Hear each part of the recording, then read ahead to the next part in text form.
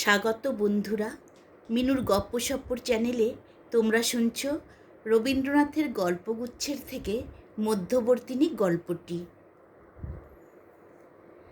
নিবারণের সংসার নিতান্তই সচরাচর রকমের, তাহাতে কাব্যরসের কোনো নামগন্ধ ছিল না। জীবনে উক্ত রসের যে কোনো আবশ্যক আছে এমন কথা তাহার মনে কখনো উদয় হয় নাই।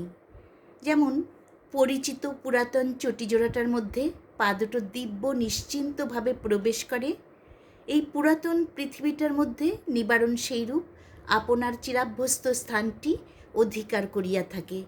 সে সম্বন্ধে ভ্রমেও কোনোরূপ চিন্তা, তর্ক বা তত্ত্বালোচনা করে না। নিবারণ প্রাতঃকালে উঠিয়া গলির ধারে গৃহদ্বারে খোলা গায়ে বসিয়া অত্যন্ত নিরুদ্বিগ্নভাবে হুকাটি লইয়া তামাক খাইতে থাকে। পথ দিয়া লোকজন যাতায়াত করে, গাড়ি ঘোড়া চলে, বৈষ্ণব ভিখারি গান গাহে, পুরাতন বোতল সংগ্রহকারী হাঁকিয়া চলিয়া যায়। এ সমস্ত চঞ্চল দৃশ্য মনকে লঘুভাবে ব্যাপৃত রাখে এবং যেদিন কাঁচা আম অথবা তপসি মাছওয়ালা আসে সেদিন অনেক দরদাম করিয়া কিঞ্চিৎ বিশেষরূপ রন্ধনের আয়োজন হয়। তাহার পর যথাসময়ে তেল মাখিয়া স্নান করিয়া আহারান্তে ঝুলানো চাপকানটি পরিয়া এক ছিলিম তামাক পানের সহিত নিঃশেষপূর্বক আরেকটি পান মুখে পুরিয়া আপিসে যাত্রা করে। আপিস হইতে ফিরিয়া সন্ধ্যাবেলাটা প্রতিবেশী রামলোচন ঘোষের বাড়িতে প্রশান্ত গম্ভীরভাবে সন্ধ্যা যাপন করিয়া আহারান্তে রাত্রে শয়নগৃহে স্ত্রী হরসুন্দরের সহিত সাক্ষাৎ হয়। সেখানে মিত্রদের ছেলের বিবাহে আইবার ও ভাত পাঠানো, নবনিযুক্ত ঝির অবাধ্যতা, ছেচকি বিশেষে ফোড়ন বিশেষের উপযোগিতা সম্বন্ধে যে সমস্ত সংক্ষিপ্ত সমালোচনা চলে তাহা এ পর্যন্ত কোনো কবি ছন্দবদ্ধ করেন নাই এবং সেজন্য নিবারণের মনে কখনো ক্ষোভের উদয় হয় নাই। ইতিমধ্যে ফাল্গুন মাসে হরসুন্দরীর সংকট পীড়া উপস্থিত হইল। জ্বর আর কিছুতেই ছাড়িতে চাহে না। ডাক্তার যতই কুইনাইন দেয়, বাধাপ্রাপ্ত প্রবল স্রোতের ন্যায় জ্বরও তত ঊর্ধ্বে চড়িতে থাকে।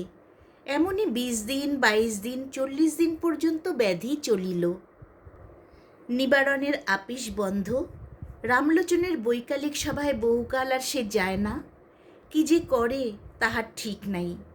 একবার শয়নগৃহে গিয়া রোগীর অবস্থা জানিয়া আসে, একবার বাহিরের বারান্দায় বসিয়া চিন্তিত মুখে তামাক টানিতে থাকে।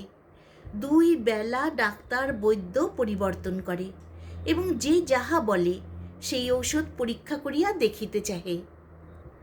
ভালোবাসার এইরূপ অব্যবস্থিত শুশ্রূষা সত্ত্বেও 40 দিনে হরসুন্দরী ব্যাধিমুক্ত হইল, কিন্তু এমনই দুর্বল এবং শীর্ণ হইয়া গেল যে শরীরটি যেন বহু দূর হইতে অতি ক্ষীণস্বরে আছি বলিয়া সাড়া দিতেছে মাত্র। তখন বসন্তকালে দক্ষিণের হাওয়া দিতে আরম্ভ করিয়াছে এবং উষ্ণ নিশীথের চন্দ্রালোকও সীমন্তিনীদের উন্মুক্ত শয়নকক্ষে নিঃশব্দ পদসঞ্চারে প্রবেশাধিকার লাভ করিয়াছে। হরসুন্দরীর ঘরের নিচেই প্রতিবেশীদের খিড়কির বাগান। সেটা যে বিশেষ কিছু সুদৃশ্য রমণীয় স্থান তাহা বলিতে পারি না। এক সময় কে একজন শখ করিয়া গোটা কত ক্রোটন রোপণ করিয়াছিল, তারপরে আর সেদিকে বড় একটা দৃকপাত করে নাই। শুষ্ক ডালের মাচার উপর কুষ্মাণ্ডলতা উঠিয়াছে, বৃদ্ধ কুলগাছের তলায় বিষম জঙ্গল, রান্নাঘরের পাশে প্রাচীর ভাঙিয়া কতকগুলো ইট জড়ো হইয়া আছে এবং তাহারই সহিত দগ্ধাবশিষ্ট পাথুরে কয়লা এবং ছাই দিন দিন রাশীকৃত হইয়া উঠিয়াছে। কিন্তু বাতায়ন তলে শয়ন করিয়া এই বাগানের দিকে চাহিয়া হরসুন্দরী প্রতি মুহূর্তে যে একটি আনন্দরস পান করিতে লাগিল তাহার অকিঞ্চিৎকর জীবনে এমন সে আর কখনো করে নাই। গ্রীষ্মকালে স্রোতাবেগ মন্দ হইয়া ক্ষুদ্র গ্রাম্য নদীটি যখন বালুসজ্জার উপরে শীর্ণ হইয়া আছে, তখন সে যেমন অত্যন্ত স্বচ্ছতা লাভ করে, তখন যেমন প্রভাতের সূর্যলোক তাহার তলদেশ পর্যন্ত কম্পিত হইতে থাকে, বায়ুস্পর্শ তাহার সর্বাঙ্গ পুলকিত করিয়া তোলে এবং আকাশের তারা তাহার স্ফটিক দর্পণের উপর সুখ স্মৃতির ন্যায় অতি সুস্পষ্টভাবে প্রতিবিম্বিত হয়, তেমনি হরসুন্দরীর ক্ষীণ জীবনতন্তুর উপর আনন্দময়ী প্রকৃতির প্রত্যেক অঙ্গুলি যেন স্পর্শ করিতে লাগিল, এবং অন্তরের মধ্যে যে একটি সঙ্গীত উঠিতে লাগিল, তাহার ঠিক ভাবটি সে সম্পূর্ণ বুঝিতে পারিল না। এমন সময়ে তাহার স্বামী যখন পাশে বসিয়া জিজ্ঞাসা করিত, কেমন আছো, তখন তাহার চোখে যেন জল উছলিয়া উঠিত। রোগশীর্ণ মুখে তাহার চোখ দুটি অত্যন্ত বড় দেখায়। সেই বড় বড় প্রেমাদ্র সকৃতজ্ঞ চোখ স্বামীর মুখের দিকে তুলিয়া শীর্ণ হস্তে স্বামীর হস্ত ধরিয়া চুপ করিয়া পড়িয়া থাকিত। স্বামীর অন্তরেও যেন কোথা হইতে একটা নতুন অপরিচিত আনন্দরশ্মি প্রবেশ লাভ করিত। এইভাবে কিছুদিন যায়। একদিন রাত্রে ভাঙা প্রাচীরের উপরিবর্তী খর্ব অশ্বত্থ গাছের কম্পমান শাখান্তরাল হইতে একখানি বৃহৎ চাঁদ উঠিতেছে, এবং সন্ধ্যাবেলাকার গুমট ভাঙিয়া হঠাৎ একটা নিশাচার বাতাস জাগ্রত হইয়া উঠিয়াছে। এমন সময় নিবারণের চুলের মধ্যে অঙ্গুলি বুলাইতে বুলাইতে হরসুন্দরী কহিল, আমাদের তো ছেলেপুলে কিছুই হইল না, তুমি আরেকটি বিবাহ করো। হরসুন্দরী কিছুদিন হইতে এই কথা ভাবিতেছিল। মনে যখন একটা প্রবল আনন্দ, একটা বৃহৎ প্রেমের সঞ্চার হয়, তখন মানুষ মনে করে আমি সব করিতে পারি। তখন হঠাৎ একটা আত্মবিসর্জনের ইচ্ছা বলবতী হইয়া ওঠে। স্রোতের উচ্ছ্বাস যেমন কঠিন তটের উপর আপনাকে সবেগে মূর্ছিত করে, তেমনি প্রেমের আবেগ, আনন্দের উচ্ছ্বাস একটা মহৎ ত্যাগ, একটা বৃহৎ দুঃখের উপর আপনাকে যেন নিক্ষেপ করিতে চাহে। সেইরূপ অবস্থায় অত্যন্ত পুলকিত চিত্তে একদিন হরসুন্দরী স্থির করিল, আমার স্বামীর জন্য আমি খুব বড় একটা কিছু করিব। কিন্তু হায়, যতখানি সাধ ততখানি সাধ্য কাহার আছে? হাতের কাছে কি আছে? কি দেয়া যায়? ঐশ্বর্য নাই, বুদ্ধি নাই, ক্ষমতা নাই, শুধু একটা প্রাণ আছে। সেটাও যদি কোথাও দিবার থাকে এখনই দিয়া ফেলি, কিন্তু তাহারই বা মূল্য কি? আর স্বামীকে যদি দুগ্ধ ফ্যানের মতো শুভ্র, নবনীর মতো কোমল, শিশু কন্দর্পের মতো সুন্দর একটি স্নেহের পুত্তলি সন্তান দিতে পারিতাম, কিন্তু প্রাণপণে ইচ্ছা করিয়া মরিয়া গেলেও তো সে হইবে না। তখন মনে হইল স্বামীর একটি বিবাহ দিতে হইবে। ভাবিল, স্ত্রীরা ইহাতে এত কাতর হয় কেন? এ কাজ তো কিছুই কঠিন নহে। স্বামীকে যে ভালোবাসে, সপত্নীকে ভালোবাসা তাহার পক্ষে কি এমন অসাধ্য? মনে করিয়া বক্ষ স্ফীত হইয়া উঠিল। প্রস্তাবটা প্রথম যখন শুনিল, নিবারণ হাসিয়া উড়াইয়া দিল। দ্বিতীয় এবং তৃতীয়বারও কর্ণপাত করিল না।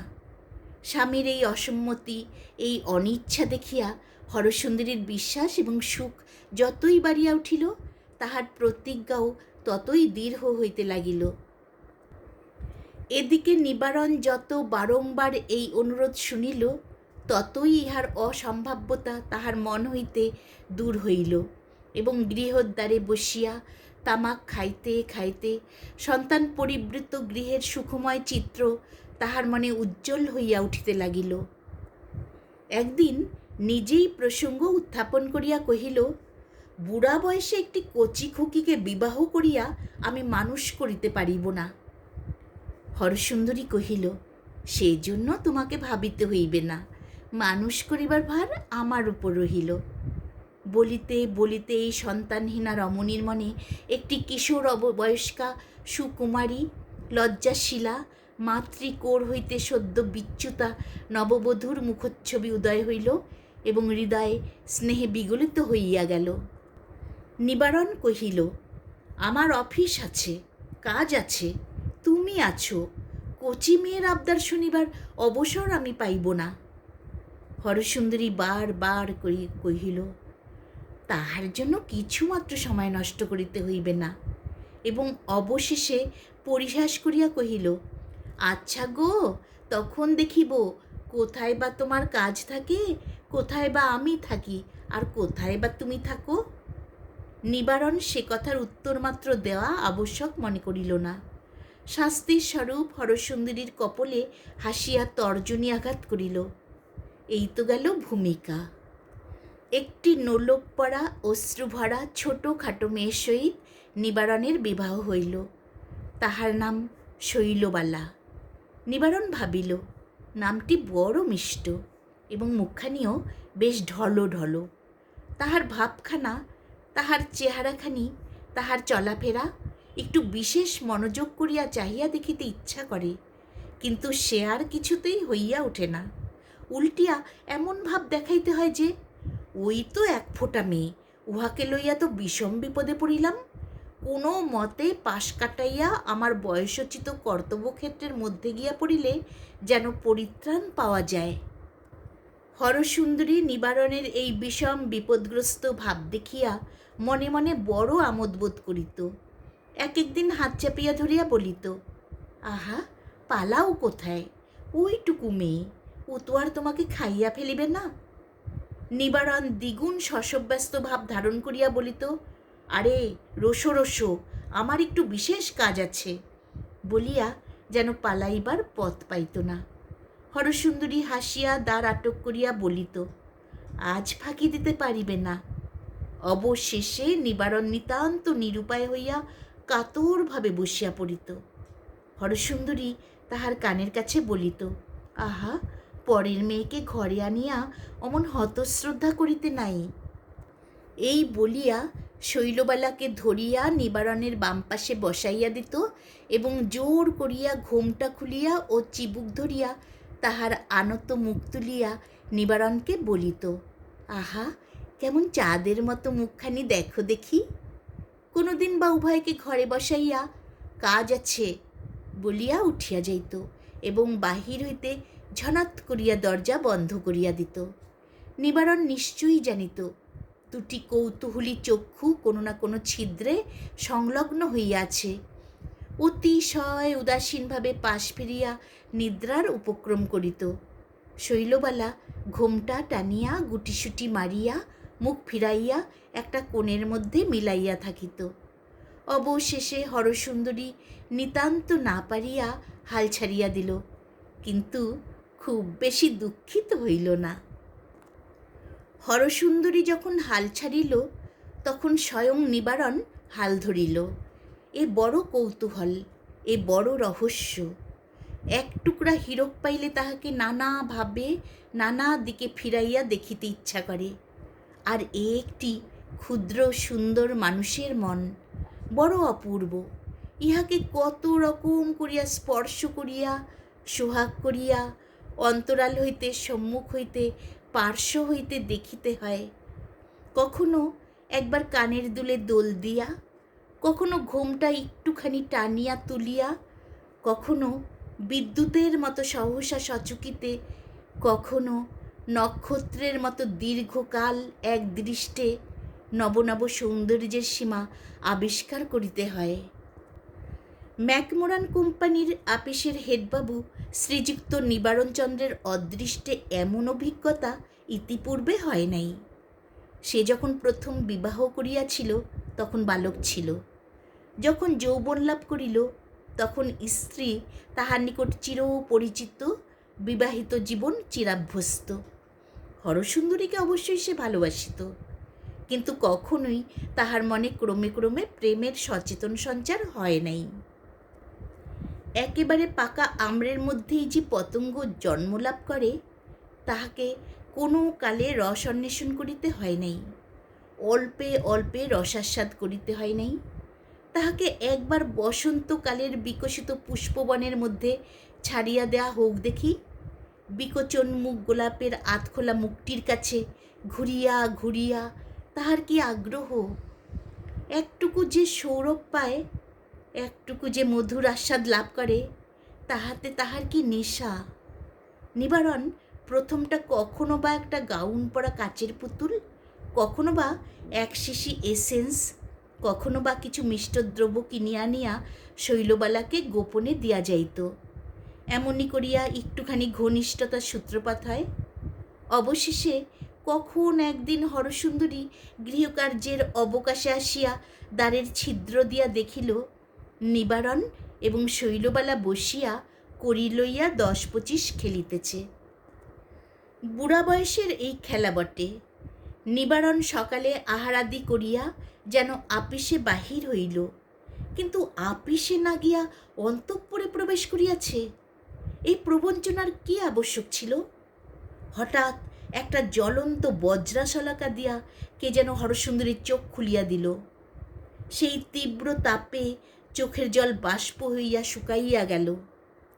হরসুন্দরী মনে মনে কহিল, আমি তো উহাকে ঘরে আনিলাম, আমি তো মিলন করাইয়া দিলাম, তবে আমার সঙ্গে এমন ব্যবহার কেন, যেন আমি উহাদের সুখের কাটা।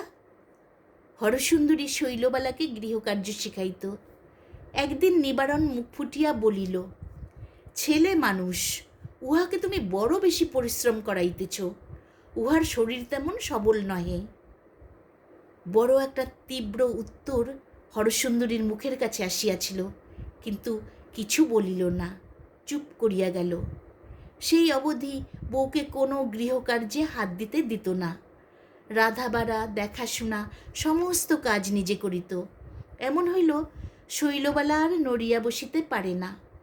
হরসুন্দরী দাসীর মতো তাহার সেবা করে এবং স্বামী বিদূষকের মতো তাহার মনোরঞ্জন করে। সংসারের কাজ করা, পরের দিকে তাকানো যে জীবনের কর্তব্য, এর শিক্ষাই তাহার হইল না। হরসুন্দরী যে নীরবে দাসীর মতো কাজ করিতে লাগিল, তাহার মধ্যে ভারী একটা গর্ব আছে।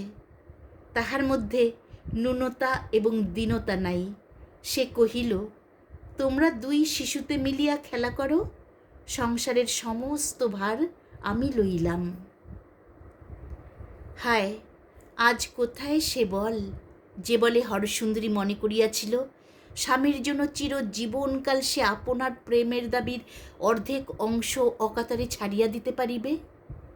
হঠাৎ একদিন পূর্ণিমার রাত্রে জীবনে যখন জোয়ার আসে, তখন 2 কূল প্লাবিত করিয়া মানুষ মনে করে আমার কোথাও সীমা নাই।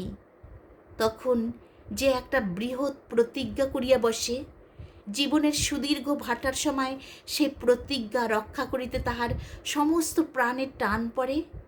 হঠাৎ ঐশ্বর্যের দিনে লেখনীর এক আঁচড়ে যে দানপত্র লিখিয়া দেয়, চিরদারিদ্র্যের দিনে পলে পলে তিল তিল করিয়া তাহা শোধ করিতে হয়, তখন বুঝা যায় মানুষ বড় দীন, হৃদয় বড় দুর্বল, তাহার ক্ষমতা অতি যৎসামান্য। দীর্ঘ রোগাবসানের ক্ষীণ রক্তহীন পাণ্ডু কলেবরে হরসুন্দরী সেদিন শুক্ল দ্বিতীয়ার চাঁদের মতো একটি শীর্ণরেখা মাত্র ছিল। সংসারে নিতান্ত লঘু হইয়া ভাসিতেছিল। মনে হইয়াছিল আমার যেন কিছুই না হইলেও চলে। ক্রমে শরীর বলি হইয়া উঠিল, রক্তের তেজ বাড়িতে লাগিল। তখন হরসুন্দরীর মনে কোথা হইতে একদল শরিক আসিয়া উপস্থিত হইল। তাহারা উচ্চৈস্বরে কহিল, তুমি তো ত্যাগপত্র লিখিয়া বসিয়া আছো, কিন্তু আমাদের দাবি আমরা ছাড়িব না। হরসুন্দরী যেদিন প্রথম পরিষ্কার রূপে আপন অবস্থা বুঝিতে পারিল, সেদিন নিবারণ ও শৈলবালাকে আপন শয়নগৃহ ছাড়িয়া দিয়া ভিন্ন গৃহে একাকিনী গিয়া শয়ন করিল। 8 বৎসর বয়সে বাসরাত্রে যে শয্যায় প্রথম শয়ন করিয়াছিল, আজ 27 বৎসর পরে সেই শয্যা ত্যাগ করিল। প্রদীপ নিভাইয়া দিয়া এই সধবা রমণী যখন অসহ্য হৃদয় ভার লইয়া তাহার নতুন বৈধব্য শয্যার উপরে আসিয়া পড়িল, তখন গলির অপর প্রান্তে একজন শৌখিন যুবা বেহাগ রাগিণীতে মালিনীর গান গাহিতেছিল, আর একজন বায়া তবলায় সঙ্গত করিতেছিল, এবং সত্রীবন্ধুগণ সমের কাছে হা হা করিয়া চিৎকার করিয়া উঠিতেছিল। তাহার সেই গান সেই নিস্তব্ধ জ্যোৎস্না রাতের পার্শ্বের ঘরে মন্দ শুনাইতেছিল না। তখন বালিকা শৈলবালার ঘুমে চোখ ঢুলিয়া পড়িতেছিল, আর নিবারণ তাহার কানের কাছে মুখ রাখিয়া ধীরে ধীরে ডাকিতেছিল, সই লোকটা ইতিমধ্যে বঙ্কিমবাবুর চন্দ্রশেখর পড়িয়া ফেলিয়াছে এবং দুই একজন আধুনিক কবির কাব্যও শৈলবালাকে পড়িয়া শুনাইয়াছে। নিবারণের জীবনের নিম্ন স্তরে যে একটি যৌবন উৎস বরাবর চাপ্পা পড়িয়াছিল, আঘাত পাইয়া হঠাৎ বড় অসময়ে তাহা উচ্ছ্বসিত হইয়া উঠিল। কেহই সেজন্য প্রস্তুত ছিল না। এই হেতু অকস্মাৎ তাহার বুদ্ধিশুদ্ধি এবং সংসারের সমস্ত বন্দোবস্ত উল্টাপাল্টা হইয়া গেল। সে বেচারা কোনো কালে জানিত না মানুষের ভিতরে এমন সকল উপদ্রবজনক পদার্থ থাকে, এমন সকল দুর্দাম দুরন্ত শক্তি, যাহা সমস্ত হিসাব কিতাব শৃঙ্খলা সামঞ্জস্য একেবারে নয় ছয় করিয়া দেয়।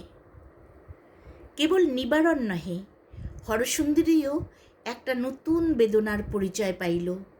এ কিসের আকাঙ্ক্ষা, এ কিসের দুঃসহ যন্ত্রণা! মন এখন যাহা চায় কখনো তো তাহা চাহেও নাই, কখনো তো তাহা পায়ও নাই।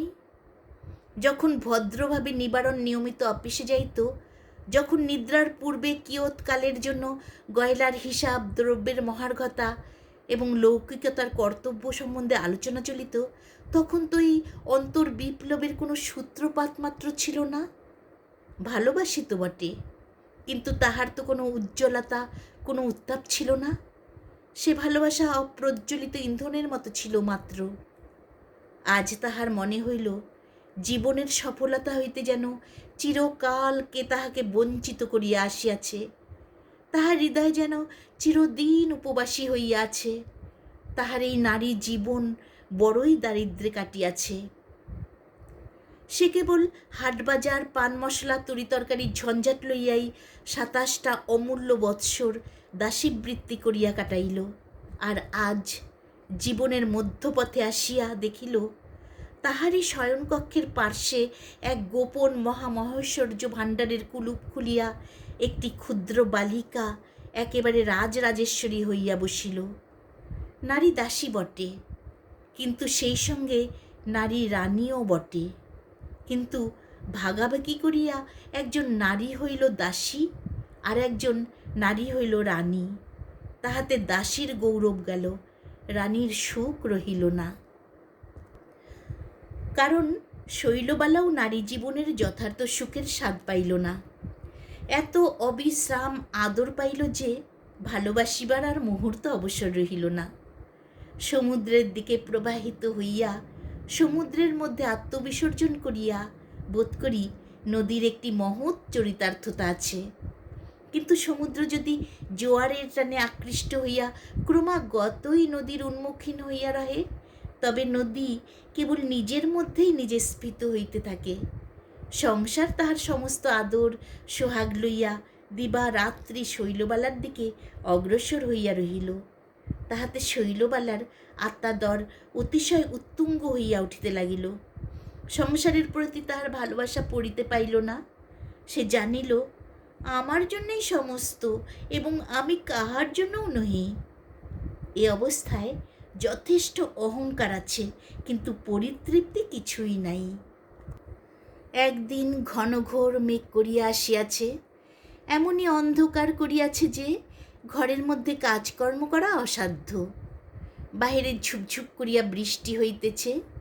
কুলগাছের তলায় লতা গুল্মের জঙ্গল জলে প্রায় নিমগ্ন হইয়া গিয়াছে, এবং প্রাচীরের পার্শ্ববর্তী নালা দিয়া ঘোলা জলস্রোত কলকল শব্দে বহিয়া চলিয়াছে।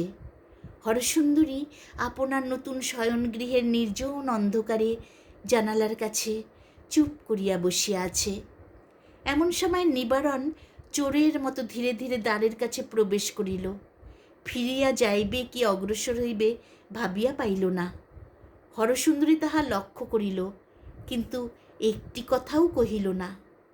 তখন নিবারণ হঠাৎ একেবারে তীরের মতো হরসুন্দরীর পার্শ্বে গিয়া এক নিঃশ্বাসে বলিয়া ফেলিল, গোটা কত গহনার আবশ্যক হইয়াছে, জানো তো অনেকগুলো দেনা হইয়া পড়িয়াছে।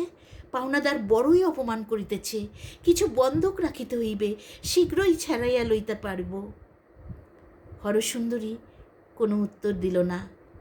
নিবারণ চোরের মতো দাঁড়াইয়া রহিল।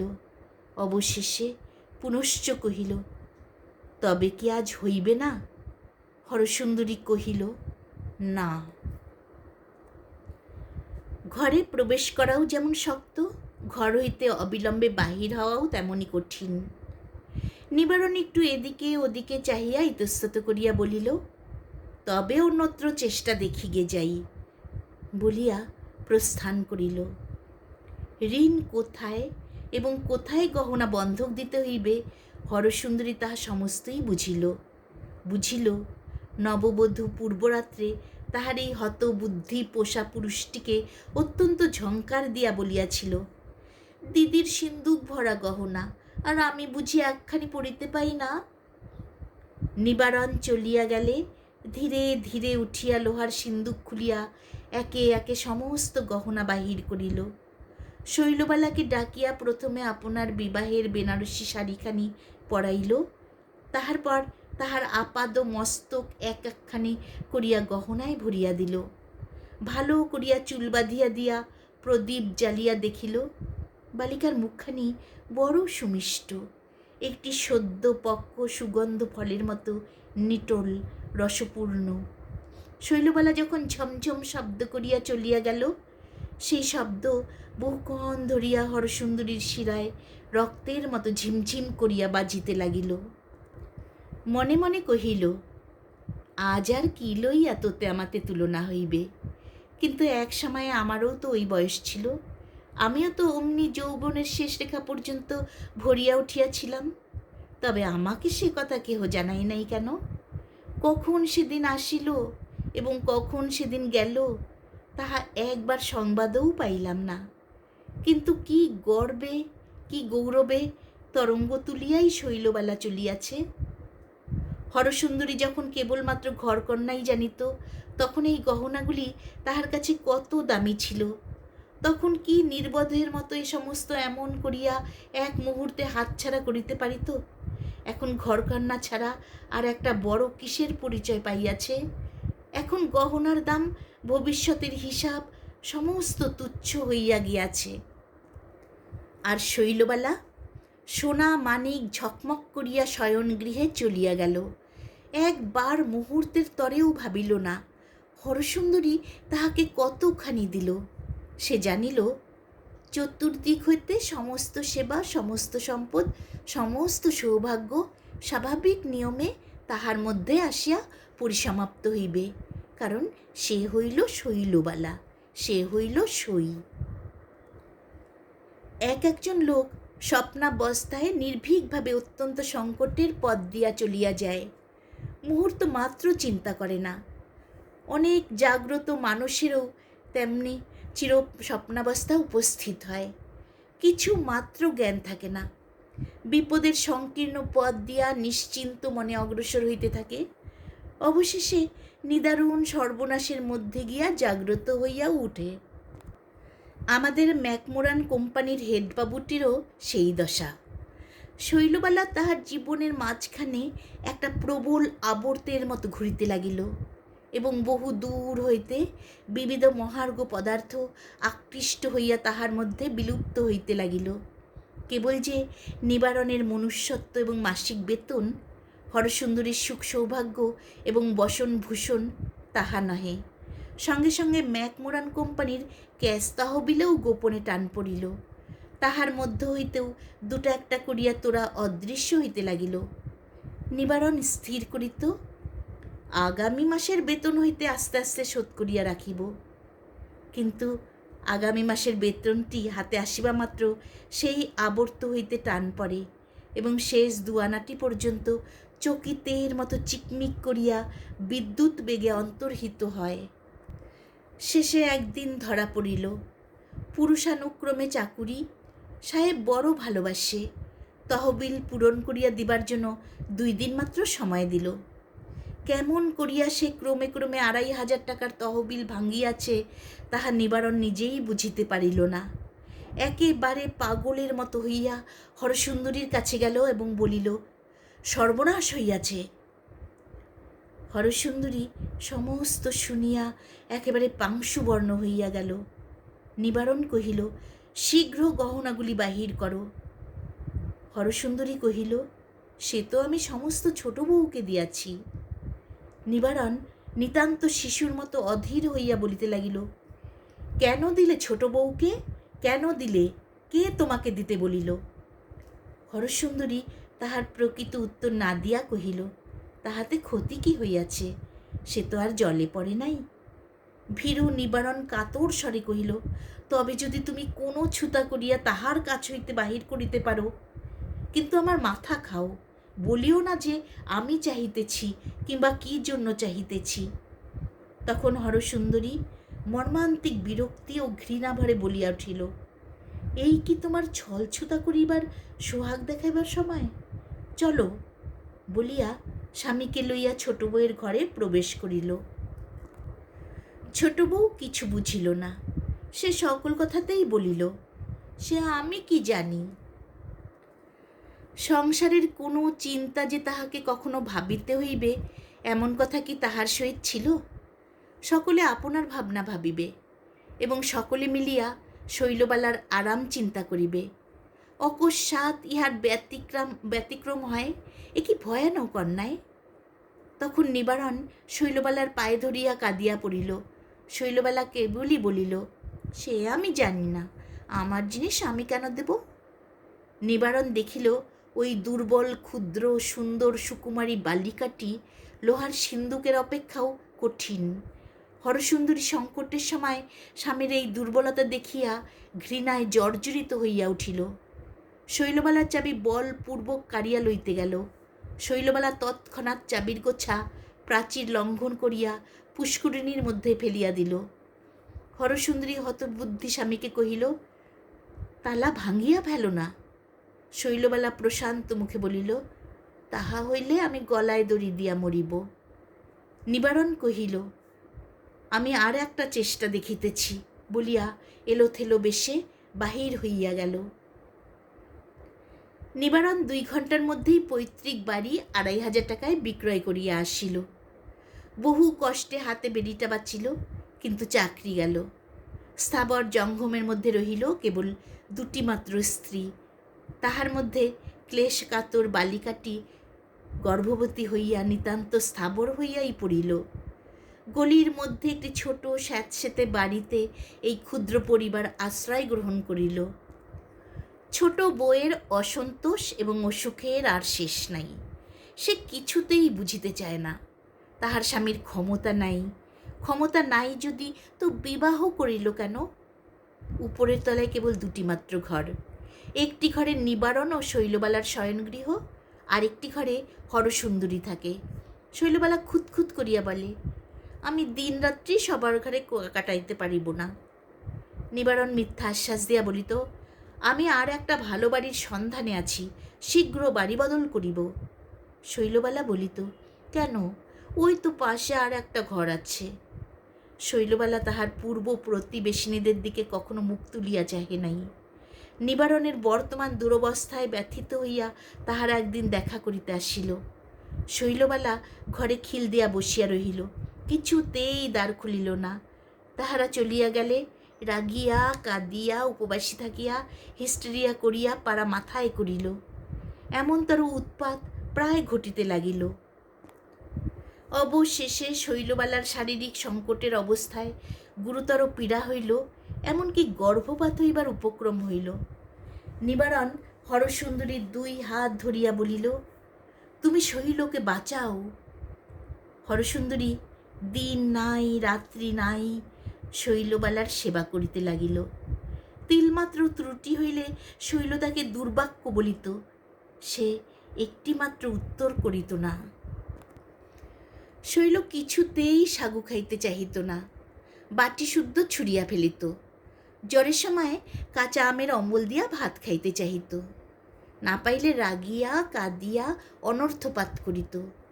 হরসুন্দরী তাহাকে লক্ষ্মী আমার, বোন আমার, দিদি আমার বলিয়া শিশুর মতো ভুলাইতে চেষ্টা করিত, কিন্তু শৈলবালা বাঁচিল না।